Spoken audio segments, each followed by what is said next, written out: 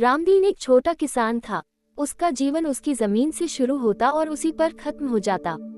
सूरज निकलने से पहले वह उठ जाता और अंधेरा होने के बाद ही घर लौटता। उसके हाथों में छाले थे, चेहरे पर झुर्रियां थी, लेकिन आंखों में उम्मीद आज भी जिंदा थी।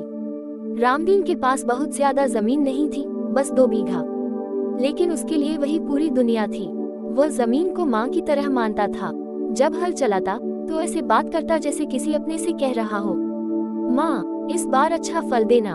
उसकी पत्नी सीता हर सुबह उसे चाय देते हुए कहती, इतनी मेहनत करते हो लेकिन मिलता क्या है।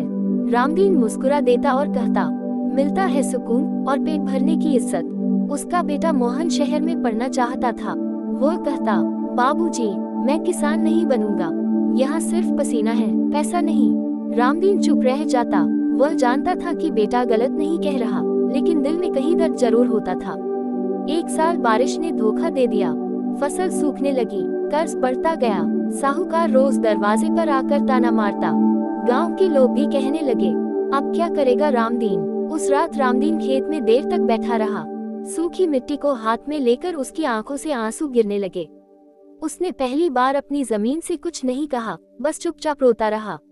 अगले दिन सुबह उसने फिर हल उठाया।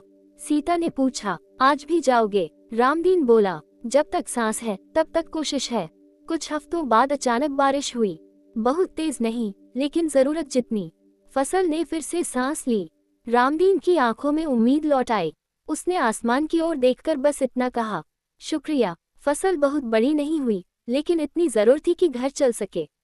कर्ज थोड़ा कम हुआ। मोहन जब शहर से लौटा और हरी फसल देखी तो बोला, बाबूजी आपकी मेहनत बेकार नहीं गई। रामदीन ने बेटे के सिर पर हाथ रखा और कहा, बेटा किसान हारता नहीं है, वो बस हर दिन फिर से शुरू करता है।